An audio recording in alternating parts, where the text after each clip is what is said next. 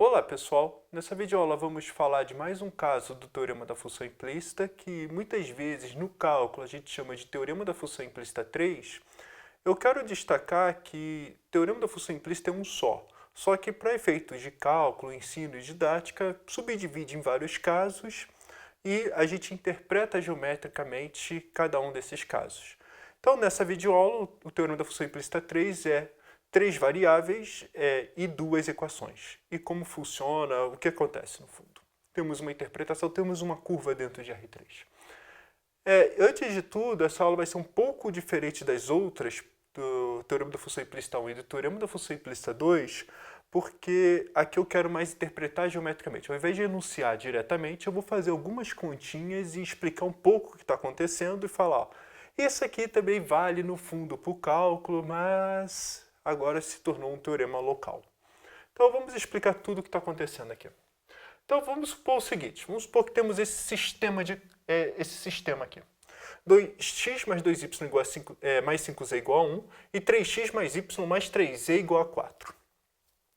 E vamos supor, olha, se a gente interpretar geometricamente a equação de um plano, a equação de outro plano, a equação de dois planos, a gente espera que a interseção delas seja uma reta, desde que o plano, vamos dizer, não seja paralelo a um ao outro. Dizer que um plano não é paralelo a um ao outro é pedir que os vetores normais não são paralelos. Ou seja, se os vetores normais apontam para direções diferentes, então a interseção de dois planos é uma reta.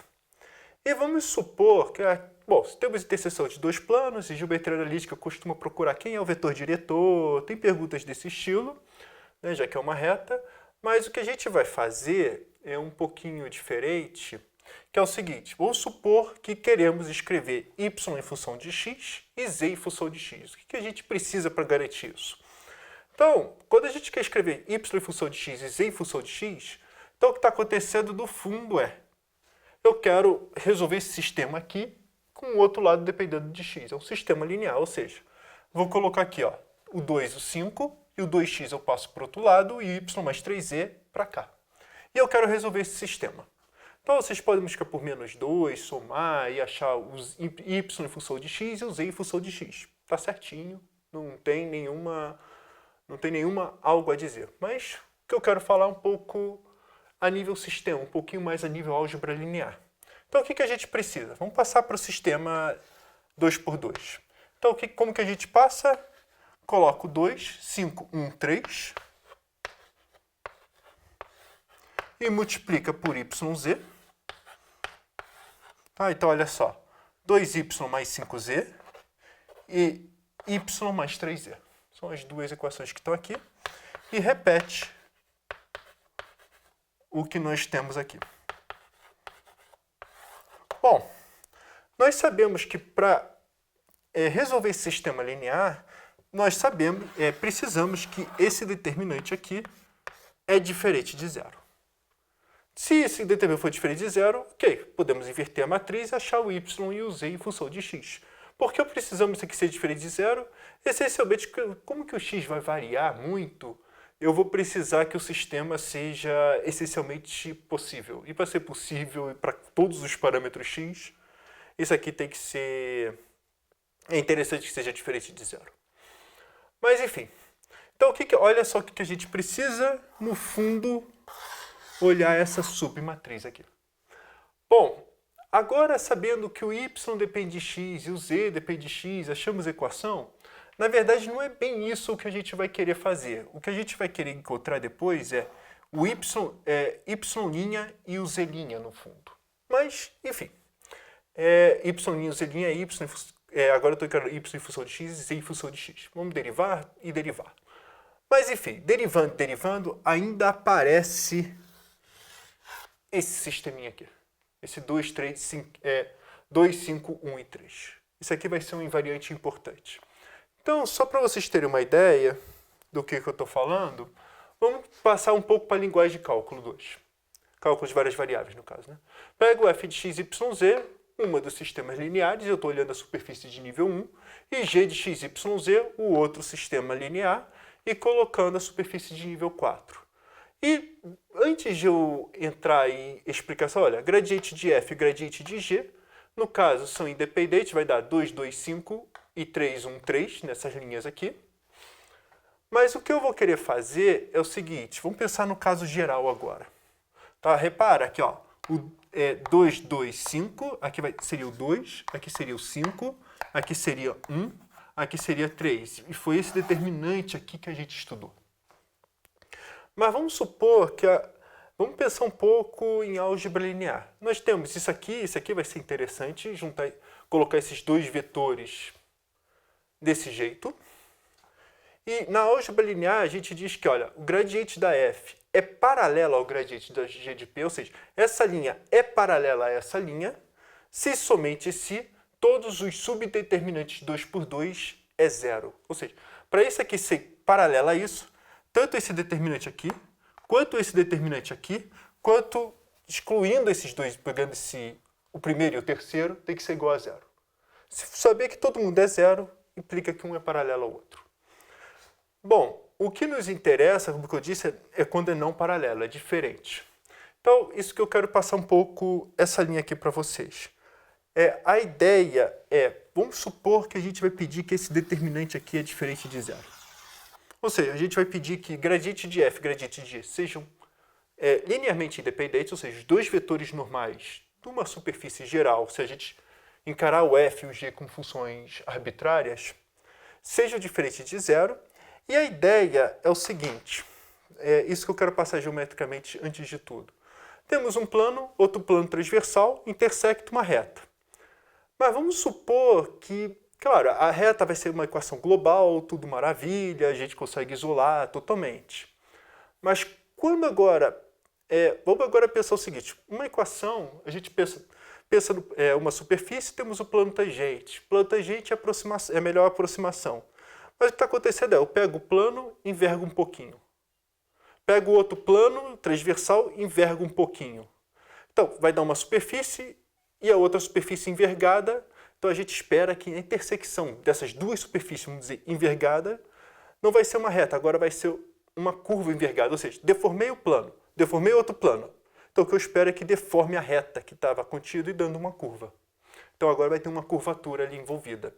E o teorema que esse caso aqui, que muitas vezes é particular, que seria global, a gente acha y e z em função de tudo que é direito, como envergou e a gente não sabe se vai envergar demais globalmente, vamos dizer assim, a gente espera um teorema local disso, ou seja, é o que a gente vai chamar de teorema da função implícita. Então, só para efeitos de notação, vamos dar uma notação para esse subsistema aqui, e uma notação ótima. Notação.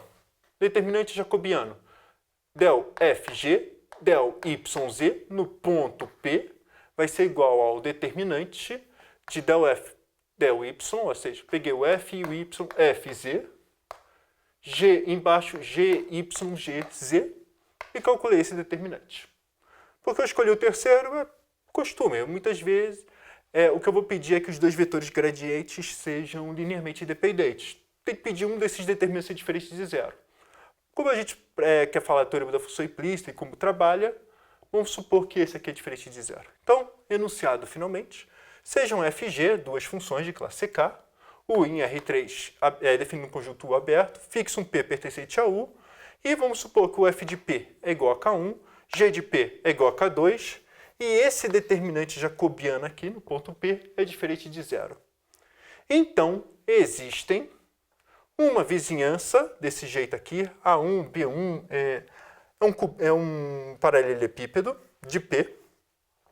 E únicas funções, eu não gosto de única no plural, mas fica aqui, eu espero que faça sentido, que é o seguinte. Y de AB para C1 e D1, e Z de AB de C2 para C2 e D2, ou seja, uma função daqui para cá e a outra coordenada daqui para cá, tais que f de x, y de x, z de x continua K1, e g de x, y de x, z de x igual a K2. E mais ainda, todas as funções envolvidas são de classe CK.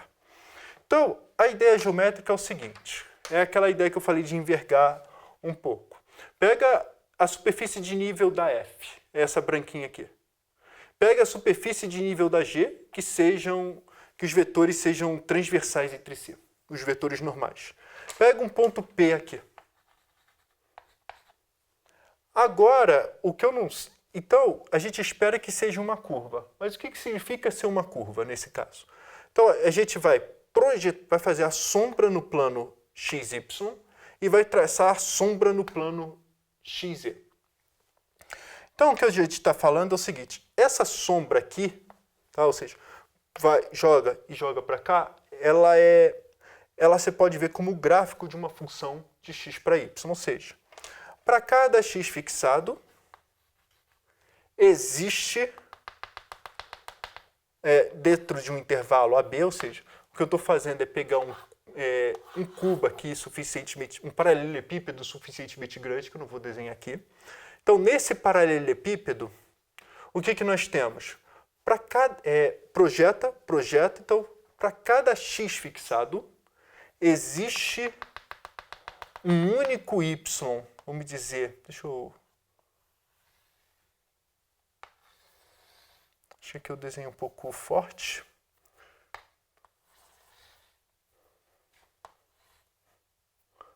Isso aqui vem para cá. Deixa eu desenhar esse aqui. Essa aqui é a minha curva. Então, para cada x fixado, existe um único z dentro desse... Opa, desenhei muito... Assim. Para cada x fixado, existe um único y aqui dentro que esteja exatamente dentro desse retângulozinho. Esse retângulo é AP cartesiano C1, D1. Então, para cada x, existe um único y. Então, o y depende de x. E o que acontece é que para cada y, como eu disse, isso aqui é a sombra, exatamente. Não tá, é bionívoco. Eu sei o que acontece. Se eu sei o que acontece aqui, eu vou saber que altura está. Então, existe um único z aqui dentro. Então, o que eu estou dizendo é, para cada x, existe um único y. E para cada ponto, eu sei o que acontece aqui. Então, na verdade, para cada ponto de x, eu sei o que acontece aqui. Então, no fundo, essa altura aqui é o que a gente está chamando de z de x. E essa largura aqui é o que a gente está chamando de y de x. Então, para cada x pertencente a B, nós temos essa curva, e vamos dizer, a união dessas curvas, quando a gente faz a malha dela, quando a gente, vamos dizer, projeta para cá, é essa curva aqui. Ou seja, se eu quiser saber ela, eu preciso só saber o que acontece nessa sombra e nessa sombra no fundo. E o que o teorema da função implícita diz é, basta eu saber o que acontece no fundo nesse intervalo aqui, x. Se eu sei o que acontece no x, eu sei quanto é o y de x e sei quanto é o z de x. E como eu disse, esse teorema é local. Eu enverguei um pouquinho, tem que continuar uma curva. Uma curva em que a gente sabe quem é a reta tangente. Bom, aqui, como eu disse, dá para aplicar a regra da cadeia, né? Deriva em relação a x, deriva em relação a x. Tem fórmula para isso, que vai aparecer claramente esse determinante jacobiano aqui, mas isso a gente vai fazer melhor em um exemplo, uma outra videoaula, para falar, olha, novamente, não decorem fórmulas, que é fácil se confundir. Mas eu espero que aquela introdução inicial ajude a lembrar um pouco o que está acontecendo e principalmente se a gente ficar trocando a notação, deixa de fazer y e z, fazer com x e y ou x e z, para ver um pouco o que está acontecendo. E, basicamente, é isso que eu queria falar para vocês.